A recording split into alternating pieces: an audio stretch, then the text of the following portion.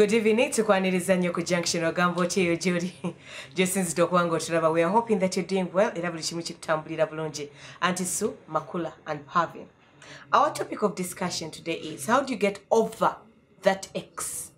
Yes, that particular ex. Most of you, some of you have so many exes, but there's always that one ex that disturbs you, that baffles you, that perplexes you, that perfect. Leaves you in a state of quagmire.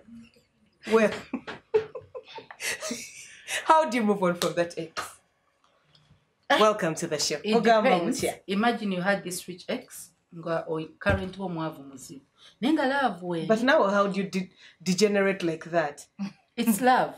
Hey. Okay. So, oboli waka needs nezija. You love the guy, but then this ex calls you, are you fine? Oh, baby. Can you imagine this? Okay, if he doesn't call, now where is the available coffees?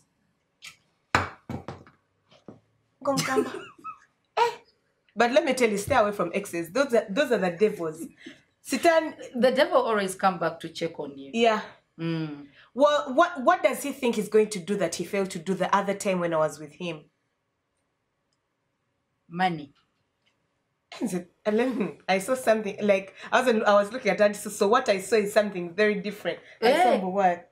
Yeah, but still, whatever exes bemanyi chebali in your life, katinga usually chakozesa okutawanya. You people, a man shall not live on bread on. You know what I mean. We not kokosi so bongo bwamwe. Omutali kabirako matagatanyangako. So while we're beholding abantu back, nga sex, good sex, we are funanga from the ex. Good depends on the person. Aba gubachaye. So naberanga echo holding her back. Nga gwali naye like wapitu oli ya koma ku university. Mukula. Nazi kuno. Kati you know that experience eyinzo kuletera okubanga eno. Yes, you love the you're person, not content. but you're not content. Or you think you're content until that phone call comes in, like, what you doing? I'm like, oh my God. Dropping my panties, literally. No. And so these are facts. Nazikuno, let me be honest with you. Yes, so this generation so generation change yagalako. Bali honest nyo. Ate mwene mule mubatega ne mloza they are not patient. Nazikuno, embera yedda. Teyakirizanga bana kubeera naba ex. Embera yedda bafunanga omuwala omu ne bafuna omulenzi omu okuva emitala ne bafumbiriganwa nga bombi mbeerera. Katuvuddeyo tukomyewo. Ebyo byalinga byewazisa abantu okugwa mu mbeera ezifaanana bwe zityo. Emirundi egisinga ne kakati omwana bw'abeera virgin nayingira mu marriage nga virgin alina ebintu ebimu Katonda byamutaasa. Anti ababimutaasiza naye ate gwafumbiddwa si virgin. Era wabeerayo owa saidi ye lyamutulugunya atali ku saidi ye. Omusajja kyangu okuyigiriza omwana omuwala kyayagala. Kiri different nnyo ku muwala anti so. Omwana omuwala experience ye kyangu ogizza. Nga oyina obukugu. Obukugu obutagenda kuyamba because teri asaba sexual experience mu marriage. Ogenda kuveeri nga wayiga obukugu bonna okubassamu okola buli kimu nojjeeno omusajja n'agaba nange. Ne bw'aba naye alina experience yeebuuza eno ayina nkima yawasiza kakima owalampa ebisenge owalampa amameeza wuuyo mudiiro wuuyo biki ebitanda nawo wonna mukyali mu muzannyo. Yes, you are exploring avenues. She's showing you tactics of Tai Chi. Tai Chi in the game. Kati ebyo byonna anti so jokes aside, abaana basinga bw'obagamba nti abstain till marriage. Ayinza okuba ye takitwala nga sin of course ekyo weekiri naye abstinence eno Katonda alina kye yakola kyatutaasaako. Believe it anti so, believe it or not. Ekintu kyewalyako emabega kisobola okudda ne kikontinga. Oyinza okuba wakiryako nga tekyawooma. Webaze Katonda nti ekyawooma. People fall in love for different reasons. There are people who are with men. These men are not even financially stable. Neither do they satisfy them sexually. Yes. But by the virtue of their appearance or by the virtue of how they treat them, they get comfort there. In this world, you cannot get a person that satisfies you fully. in everything. Kati wabaawo empaji emuntu ono zaalina nga ogumirako n'onywererako ne mutwala. Yes, kubanga kankubulire makula. Abantu bano ba psychologists whatever, ba counselors. Abasoma ebitabo ebimalayo ne mulowooza nti psychology musoma obwongo bwa buli muntu ne bumalayo mulimba. Ati kyengambye nti people fall in love for different reasons. Abantu bakogerako nabo ng'ojjemu nze ne Pavin. Bagamba nti teri muntu ali perfect nga buli kimu asobola okikuwa. Kati nsaba oyogereko naffe babiri. Ofuneko naffe side yaffe. Anti kakati byoge mazima geego. Omuntu tewali muntu atukiridde ku kinnaakyo. Nga besinze ku kyoli kyasinziirako okwagala munne. Gw'oyinza okubanga owuwa omwagala lwa bisente ng'era bwebiri. Naye ng'ate Pavin ye kitanda kimukolera. Neebayo omulala wali ng'omusajja bw'abeewanvu. Ate era Pavin kitanda of course kimukolera. You have given me there. Omulala wali. How's it ready? Wagamba nti osula So what is taking that? I didn't already all the time. No! Auntie so it's good for your health and your skin. Thank you. Ne wabeerawo omulala wali ng'emirundi egisinga ye kasita abeera n'olulenzi lwe nga lulabika bulungi luwanvu lulina 6 packs nga yawo waagumira mu kitanda oba akoma ku P2 nga tatuuka na mu P7 nga ye tekimukosa kasita ye nga yasalawo not to impress herself but to impress the whole world. Nebeerayo omulala nga ye yafumbirwa family buli omu so your psychology is perfect. It's correct. Not even psychology. Whatever it is, nature kyokoze kyova okwogera kituufu. It is what it is. That you can have all that and just one phone call. You start either reminiscing or just thinking about it. Then there are some people who are weak, they run back. Auntie Sue, right now you're content. Yes, you did not want to fall in love.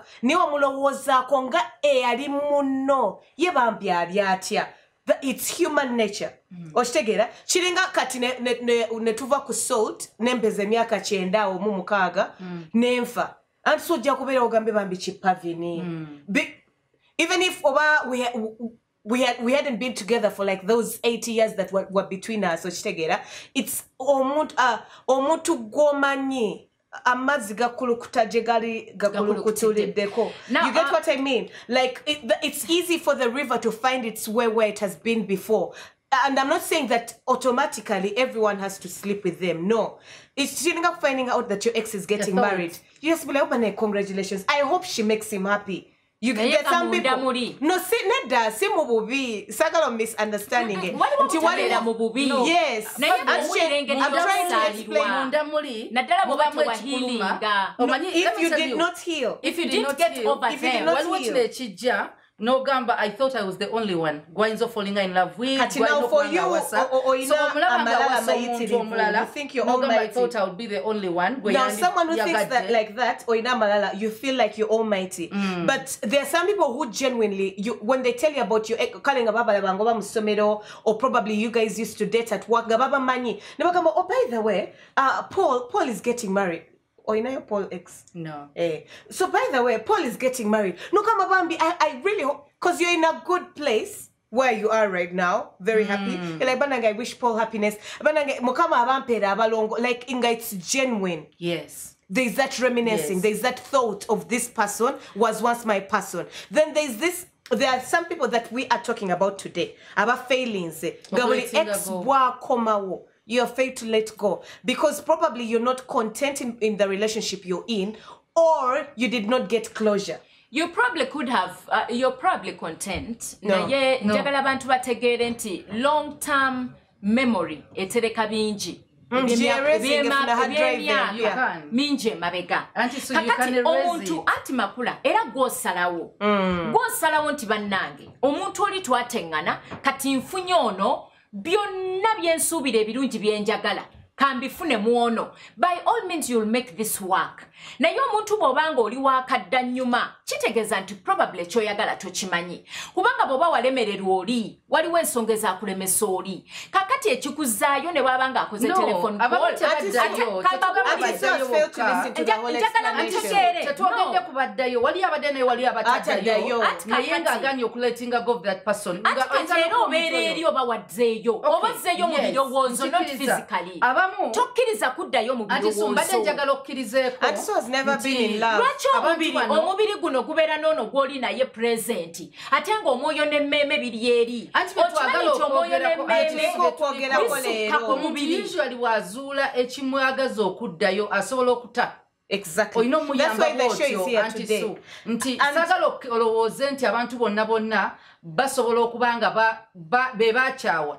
Wali aba ex babiri. Waliwo ex nga akyayiddwa nga yesi yakyawa oyo asobola okulwawo okuletinga go. That's what I was telling you.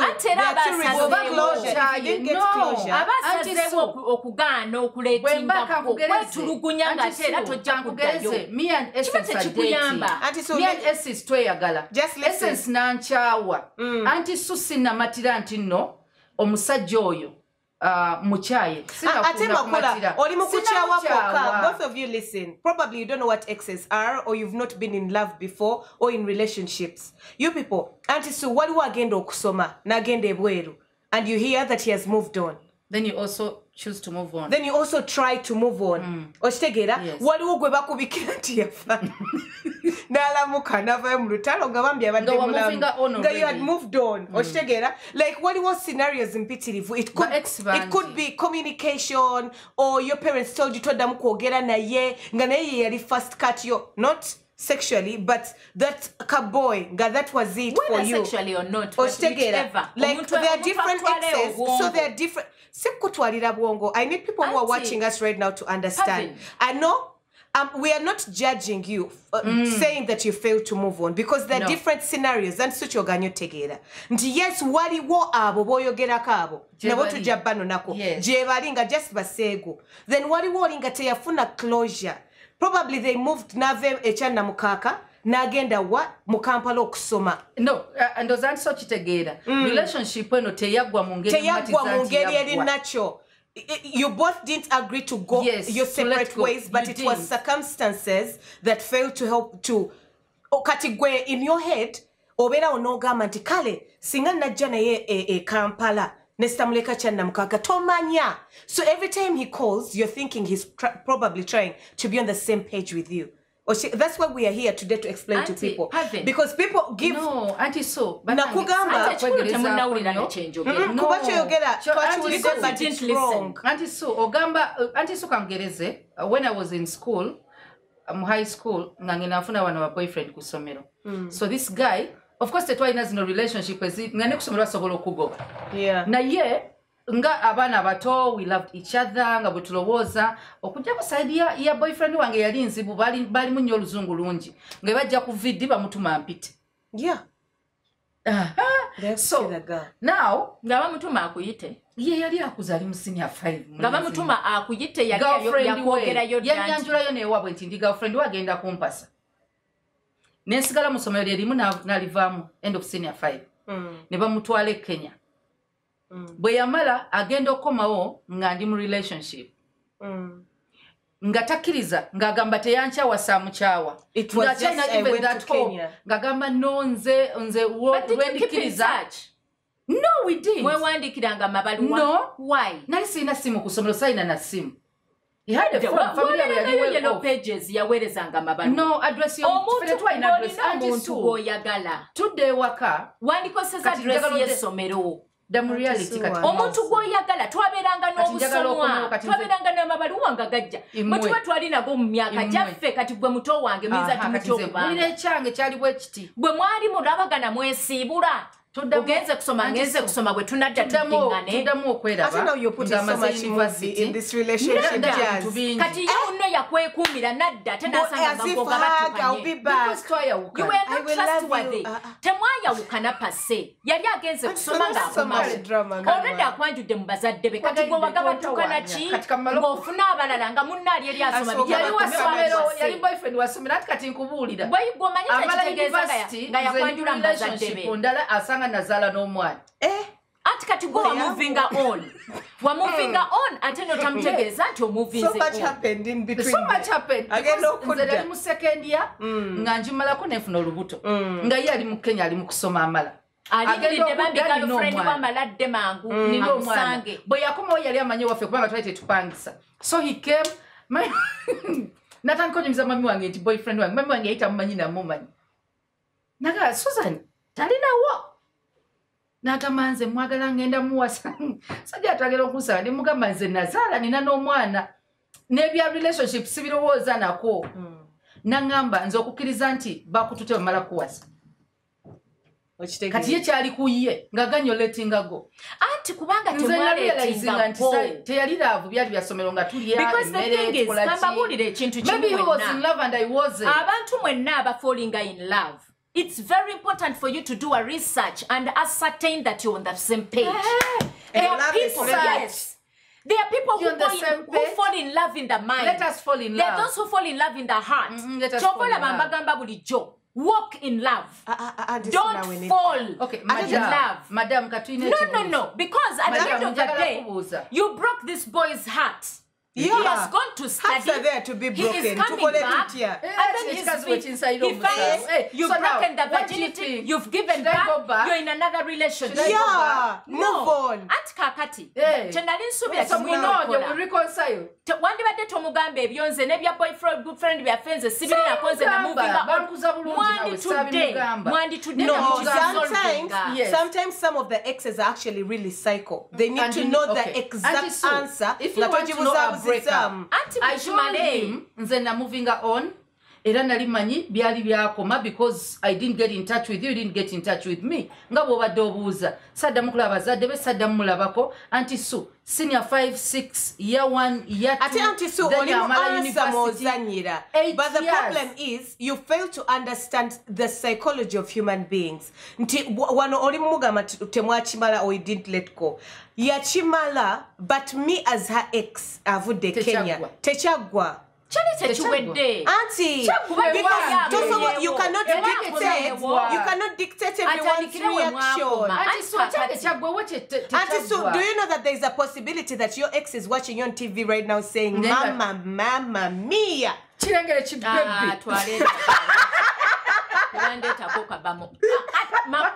Makula kankubuli. Totally in charge of his feelings. You're not in charge of his feelings. Auntie Yoyo, you can't money. Oyo mugwogamba wetuliko anti kakati ngakutumya chiwato nagamba bannake natandika okuba obufaananyi nalengera ekigulu laba ekiviiri nagala bumwa bwange ndowooza nti ani amugwa mu miguwa abasajja olowooza balina kingi ennyo kyalowooza abeeraga kale kati obaani awoomerwa byennasubwa byennawo they are silly that's how they think actually tasobola nakwebuuza oba bambi kati akola ki oba akola wa oba bambi abeera wa ebyo tebabirowoozaako amabeere go n'ekiwato kyolowooza aba alowooza ki bambi baseegu taba museegu alowooza ku kintu kyeyali abaddeko nakyo antisu taba museegu omuseegu ye muntu yakitwala nga kya muwendo n'akikuuma anti kati ekyo bwamukyawa kati you moved on it's possible for you to have moved on and for him he hasn't so we are here to educate those people today radde temunatuwa chance nti waliwo ekisobokera ddala nga bakugambira ddala that I am done nolabanga n'omuntu ng'ayina empeta they are walking her down the aisle and you're like nakugamba you are the love of my life now those cycles have to be dealt with. There is a guy when I don't know where he is now waliwo guy ng'ayina issue ng'ayina azza ayagala bawala b'enjawulo naye ng'omuwala gwagamba nti gwe yalosing mbu I wish I didn't do the all one that this. got away yes the girl moved on neba muwasa no muwasa nazala ne mbufumbo ngali happily married ngaina bala babiri ngona cha ine kizibu kyekimweje acha mulinze omwana nachusa enamba zonna because bali mu fraternity yemu eyamateeka ngamanya asobola omufuna ngamanyi no musa yes ngamanyi no mutega manyiti asomusane kwa disinga ageneyo namulinda namugamba I still love you Chobola, it's very important for you to recover. You're married with 2 kids. No, I still there's a piece of this man that this woman may have taken. But you need to let it. It can be a mental piece or an emotional piece. So please help us. When you psychic. Makula ne pavi. Psychologist too one madam. Atikakati ulidi. Tuyabe, how do you let go? Omuntu bamuwasiza. Emirundi egisinga munaddala abaana abawala. Mumanyi okwagala abasajja oba okwagala abaami.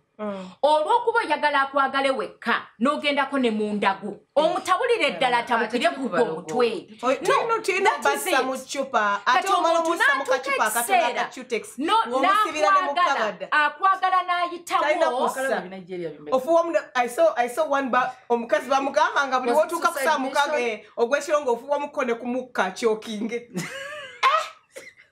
ebintu ebirungi kubanga otuuka n'omukowa n'omwetawa naye ate gwe kenyini gwe wamugondinga no not even that even this loving puppy love nemukola blood what omukago okutta omukago because you love each other so much or let's get matching tattoos omanyi omukago ogw'ennaku zino ng'ovudde ku tattoos n'omusaayi manyi omwo omukago ennaku zino maama mmwe mugenda olo mwe mugwe bakuli kakati nogeza onywaga amazzi wakiri aida mubeera mwenna bw'oba omukyayi wakiri akusanga gy'akusanze n'akusaanyaawo singa tusanga emirambo egigudde buli wamu nono amazzi goono singa tusiiba tulonda emirambo ogwo mukago muzibu nnyo kyobalaba abakikozesa balina okwegendereza singa twakalonda emirambo nedda abantu babeera careful ne bata taking in that thing naye abatono abatekinze in abamu okumirako ne beesigako ne mu face skin care eyo skin care okyali ku junction tukyagendera ddala maaso era nga twogera on ways on how to move on from your ex, that particular ex that keeps disturbing you all the time. Tovaawo ku munyu tukyagendera ddala maaso.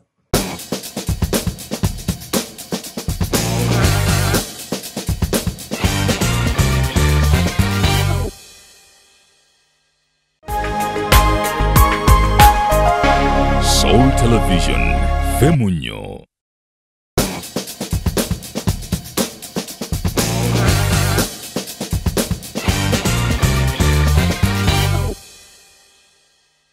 Okyali ku junction tukyagendera ddala maaso era nga twogera on how to deal with those exes, those particular exes abatawanya all the time. And Sumakula and Pavin, take it to our Facebook page, this conversation, and let us know who is that particular ex. Whenever he calls, texts oba n'omulaba, you feel something within you. Kakati monyomye emikono njagadde. Thank you. Butterfly arms. Thank you so much. Kakati tuogedde tubanyonyodde ebika by'aba ex in the first minutes, so I think we should now talk about on how to deal with them. We have agreed to disagree that those particular exes could be there, right? Now, how do you deal with that particular ex? Bw'obanga gwe beesibako, yeah, you're the person, give someone closure. It's very important. They need to know. Meet up with that person. And if you're not comfortable, go with your husband. Or if wife. not, go with your sister-in-law, or go with certain vuchi, which is my kanyama. Go with someone that you know guts you and has your back. Omugambe, speak about it. Don't joke about it. Don't laugh at his feelings. Because when you laugh, that's when people become murderers. And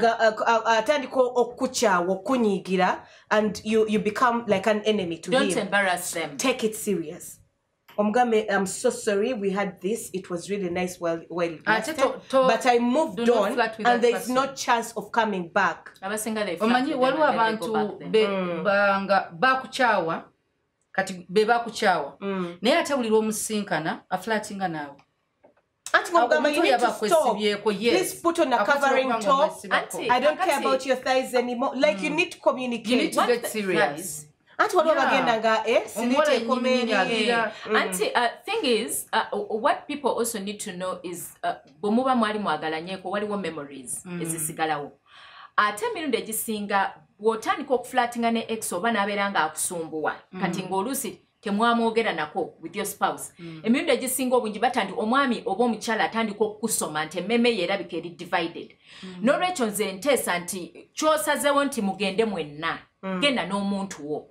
Omwami wono oba omukyala wono naye alabe nti ekintu tokiriimu. Ogamba oli gw'ogambye ensonga nti oluvannyuma ennyo ne bw'anaalaba message ngezze ajja kutegeera nti mwakimala. Nze waliwo emirembe gye njagala omuntu ono butamuteekamu kiri nti ninga zo mweragirako. I would propose. But I have come to show off. I'm in a happy place. You left me. Please go and hang.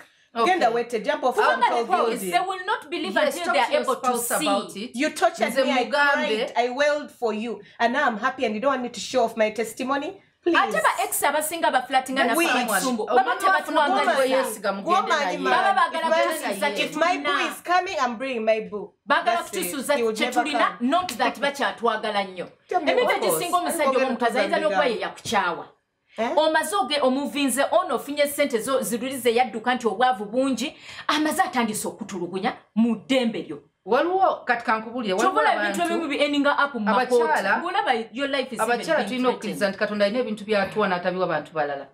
Naye waliwo omusajja n'agamba omukazi oyo ayinza okuba nga she's good in bed naye nga tasobola kubeera mama abaana bange because for them they think beyond the bed. Abasajja omukazi osobola settlinga for only that mu marriage notukere no regretting abasajja kizibu.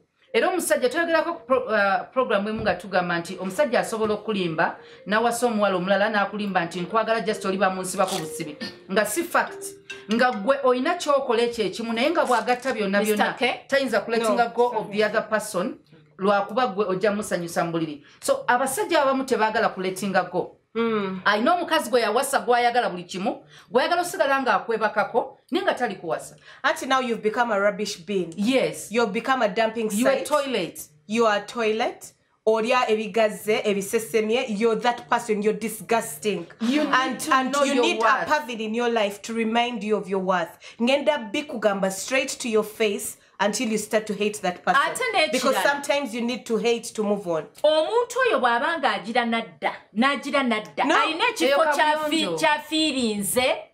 Omuntu omulala akulemesa. Exactly. He's using you. That is it. Or this woman is using you. Yes. Ali mu relationship. Gwa kusiba nti nkwagala biki omanyeri nakola mistake. Let me tell you there are it's very absurd. I made a mistake kye kintu kyotegera n'okivaamu. Naye bw'aba tavaayo eri. Nga gwena kufikizako walideko naliyako mu katale ke nakasera emmere ne muwina eyo. Emmere yaabwe ewooma naye emmere y'ewaka eba mmere y'awaka. It's a fact. Kati y'omusajja ono okubanga bwakufudde katala ajja n'alyayo n'agamba mukazi w'omu katale wabula ofumbye emmere ewooma n'amala n'adda ewakera still n'alya. His home will always be his home. To those girls, I need to tell you, there's nothing as painful as being used and then left. Because after that, you would want to cuddle with someone. You would want to not to fear if your periods have come or not. Because it's a decision that you make as a grown person. You forever feel used. You forever feel lonely. You forever doubt yourself. You're messing with your self-esteem. Osa kataleko ateje wayongera okozesebwa je wayongera no kaddiwa nenkanyanya. And they're making you big down there anyway. Baba pangisiza n'amala n'amuleka mu nnyumba. Atina mala abalina okubeera naawe. You need to move on. Just know this man has made you a toilet. All the time. He has made you, I don't even know the perfect price toilet. Local down twategerera ddala omukazi w'omusajja osaga ne ba champion batambulanga abakazi b'embuto bakola sente mu local down. President yasooka tugamba mulekera akajanya kokudduka, but the men were servicing both of them. Abakazi b'embuto osagisa ba champion abasajja babapangisanga ne babateekanga mu mmotoka nga babasasula sente az'omulugenda wano. Omukazi omulimu gwe bwakutwala ono mubwenzi kumutuusa mu bwenzi amalamusi enkyanga alina mulala lulinga so anti Sue omusajja oba yebaka nawe ekiro ng'emisana lwatabeerawo lwabeere wa mukazi we akulimba. You are just a painkiller. It's You're very relieving bad. Some pain. Aitagenda beerawo permanently. Pain ejja n'egenda anti Sue. So there is this woman tulaba ng'omusajja ye kyakola buli lwafuna hard-on alina okugyewo omuservicing. Oyinza osanga ne mukazi we tagaanye bugane tonyesa. Yes.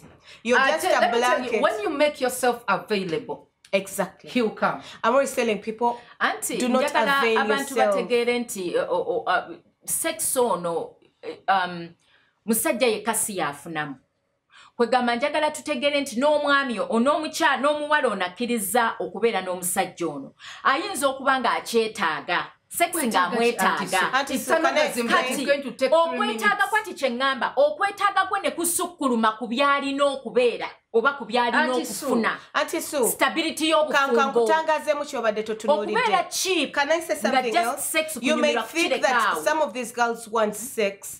But these men, let me tell you, there's nothing as manipulative as that kind of animal called a man who deals in those dealings. They make you feel like all you have to offer is that.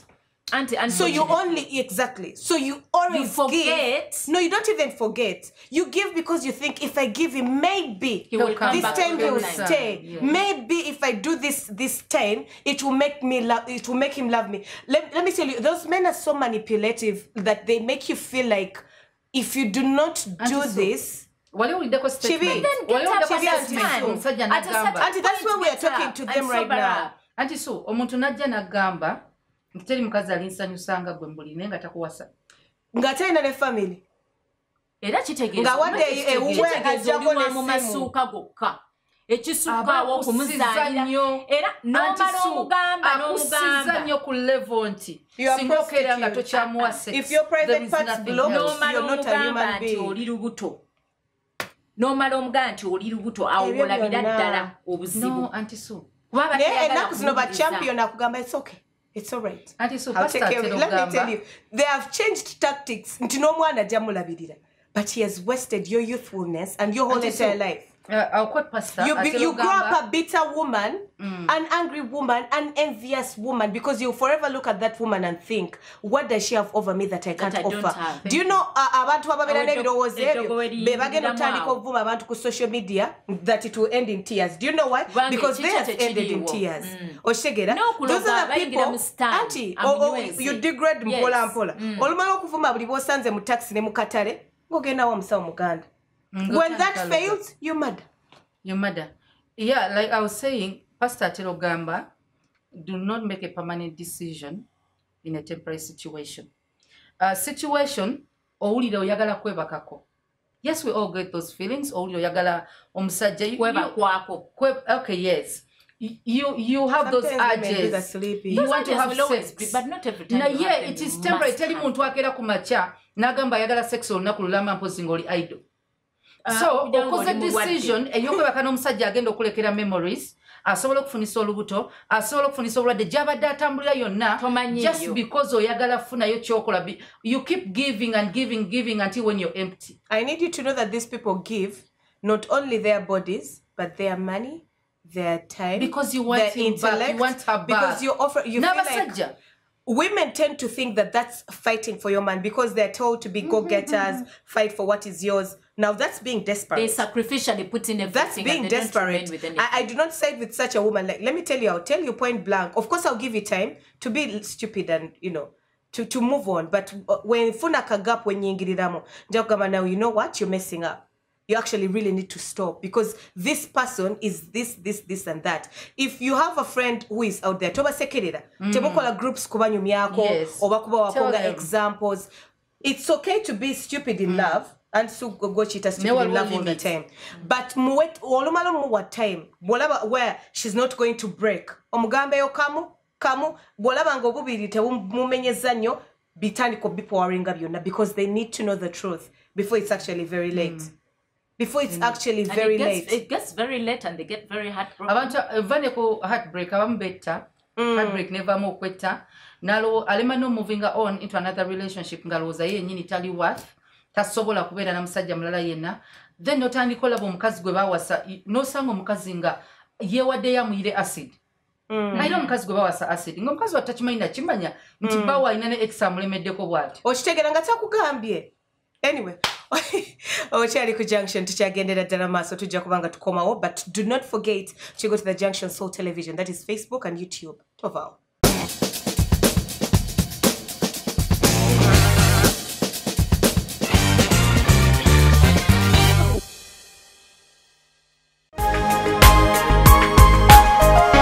Soul Television, Femunyo.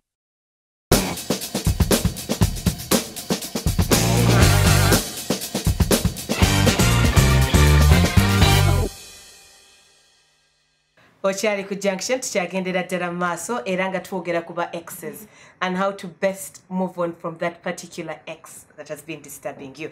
Well, you might have noticed during our break we received a beautiful gift, each one of us. Boxed flowers. People know, like, they need to know, yeah, I love flowers. Let me say the truth, I'm not a flower person. I love flowers. And I tend to receive so many flowers. I love the gesture. You're more of a cake person. Food. I love cake. I love You're more of a I love flowers. Hey. Ebyange bikwate biteke mu sente obiwereze ku mobile money. I love cake. I love flowers. P. Then S. Then PSM. Rami Hampers. Yes. So she's a beautiful girl who just said that it's her new business. She gifts people. She does boxed flowers. I love Bana flowers. mufune engerigeri etwa kubiraba bwet. Na yagamba lwaki yabituwa. Waliwo topic gye twayogerako. Ey'olugambo. Eyamusootinga. Eyamusootinga. Yali mu mbeera mbi. Okasonsesaawo. Ewange wagatta. Wani watagatta. Mwe mumanyi byammwe. Mwe tukyali bibbe. And so it's okay. It's not a race with you. Usain Bolt. Nolengera. Keep going and yatandika okujja mpola. Madam Bolt. But I love the flowers. They're beautiful and very thoughtful. Thank you God so bless much. you. God bless you. And even those who think of it and they're like, but yeah, God bless you. Please up these things. Please send more. More gifts. Because Gogambia yagala envelopes sent.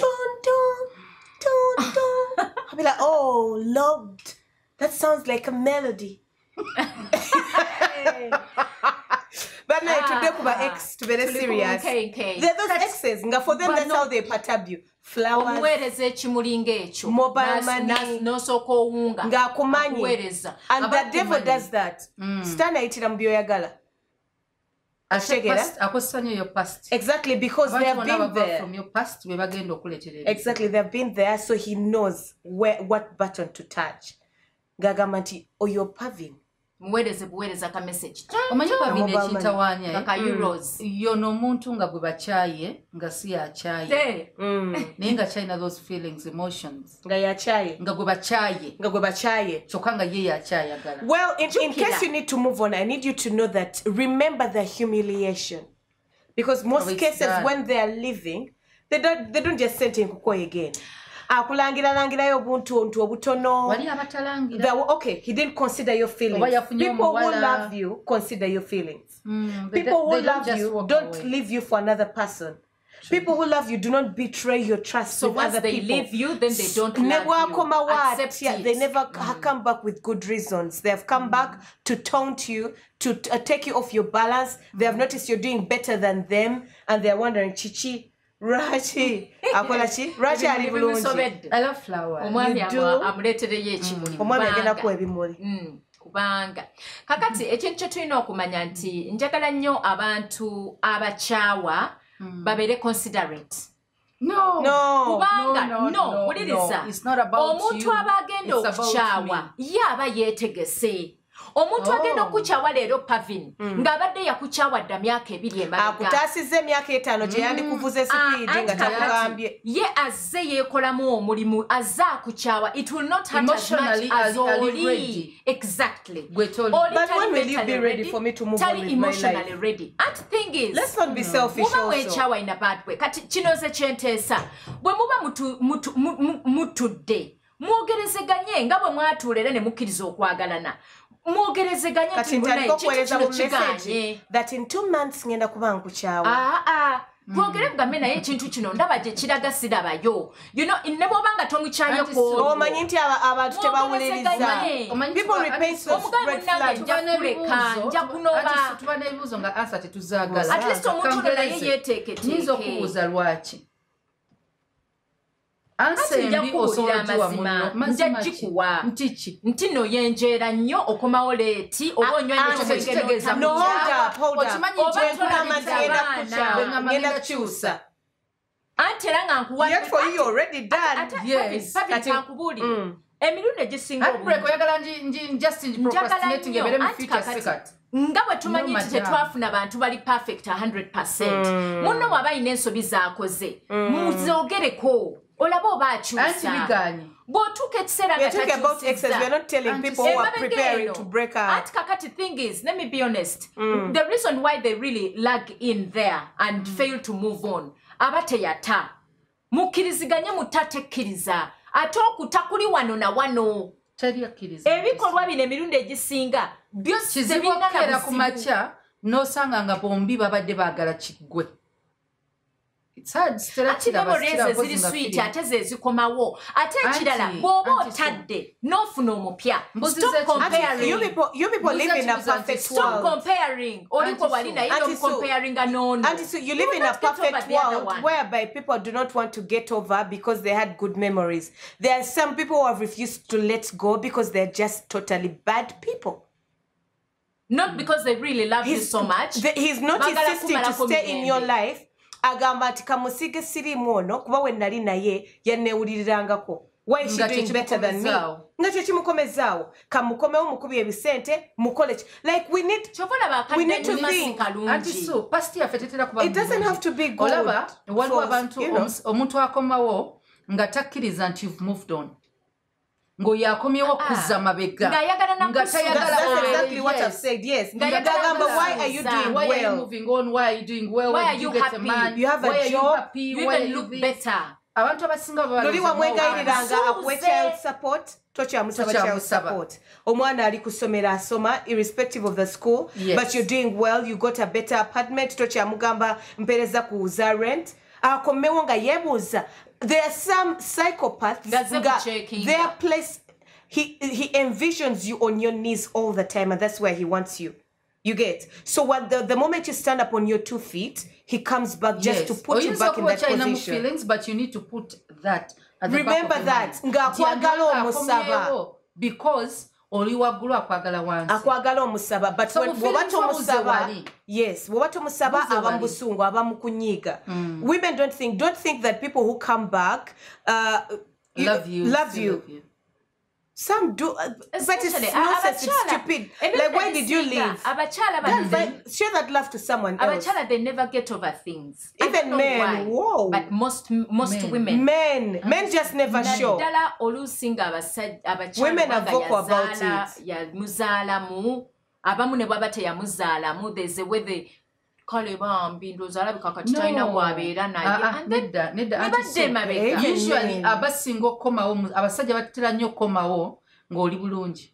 That's me. Teri akunoonya ng'oli bubi osiiwo. Teri agenda kunoonya. Kati obusiru bw'abakazi bwe bulesawo 80% and you think about the 20 that this man was giving you. Nga oli in a relationship yes, and even if it's not a relationship with a man, it could be a better relationship with yourself. You're in a happier place. Yes. Just a small thing. He used to take me out. Once again to go back through that trauma. Now there is this guy. One time I was talking to a certain guy. We need to try. Ngacha ina feelings omukazi go ya chao. Ate omanyi we chao baba mukazi yafanga orana na ntalo za muzimu jigenda mweba kako. Kati nga ino mwalo omulala. Nengo manya chicha amlo soli. They used to go out on a boa. Now I know but also you women stop boring your spouse. No, yaiche yafa na ye kati yaina this happy person on going out. This woman go yafuna ati swalwa bintu abasajja kati bamanyi bebagala. Character eno yalinda laba she was a career woman, so much of a career person. Outings zineza once a month. It's even planned. Once you miss that day. Yes, this day tujja kwa tugenze out nox genda kuba nkola. And on these days I want to be ovulating. This is when we shall be going out. This is when we shall. Cut now. Yaino no muwala. They did quoting. Tafana kubya kwezi mbaga yafa mu bya. Sina bya kwezi mbabyoka. Yenga bimunyumira. Kati omusajja achirealizinga later nti obulamu bwe bukyali bwa kuchakala. Omukazi gwalina si wa kuchakala. Naye kituufu kyo kyayagala original chichi. Omusajja amanyi kyayagala. So waliwo omuntu bwatyo nga naye ali confused. Nemugamba, what do you want? No, you're missing actually the whole point. There's a man coming back, not because he loves you, but because he wants to be sure that Guadina, like before I make that decision, let me go back to Makula to be sure that I am actually done. Otia wakonza sanga experiment alimukola research najena akobakako alabo batecha your feelings watecha emotions. It's true, I had moved on. Let me be Makula. Nena tisikwa kwa baito okuchima sirimu gotafuna rubi. Sikwa baito okumufunyisa olubuto nga atomanyi togenda kubeera mu bulamu. Ebyo nagambi ba champion tebakyabifaa. Omanyi ekintu kye bayita kukuza bali. Ba champion kyo. Anti so like I want you to enter. Agambe yo pregnant kale. I want to call jamutwala. You're like a utility mama babwe bafuka ba secret agents. Ozala bwotwala yo zwala bwotogeno tuka yosanga obwana bungi bwenkana abanda bo babufaanana totegeera. Mwamu naye basukulu tuli mukulera kumbo ba champion weba chwe Yeah, anonya olinga just omuntu ali awo wa party. Waliwo abantu nga bakosa bukozesa. Like in fact tolina na party you're their happy place but you're not their wife. No. The man has to decide. Ati yasala woda by the way. Baba basala woda. Nenga inamukana akamisinga mukoko some fun. Ataba solo jifuna n'omukazi we singa mukazi wa adjustinga. Abaami abali eyo. N'abakyala munaddala abaami. Njagala nnyo mutegeere nti abawala banno balina limiti ku kuzaala. Omuwala ono omwonoonera obudde gwe ne ku myaka 10 ojja nawe weeyonoonera obudde mubeere basaasizi kubanga nawe weeyonoonera obudde muzadde abaana abawala nze Eva nkyogera because what goes round comes round. There are girls who are available for these men. Omuwala omwonoonera obudde n'abo bennyini abawala omanyi batuuka ekisala ne babyejjusa n'akakale singa nase tolinga abawala bennyini naye kenyini ng'alinga atalaba bannaye banaye Mr. B bw'oweereza ebimuli bange tonight abisange yeewaka tonight on God Jesus Christ. ono yeetaaga ebimuli nagwanamu bimuli. I say and what has going to but at the end of the day it's okay to most cases that's how life works. Most love is not reciprocated. It's very unfair. I think it's Shakespeare who said it sometime in one of those very many books there. It's okay for your love not to be reciprocated. But that doesn't mean that you're out there tiwali muntu agenda kwagala. Holy. Do not settle for less. Do not settle for situations whereby you're always wanting to prove a point. Know what you bring to the table. Know that your importance in a relationship. And once you feel devalued, leave.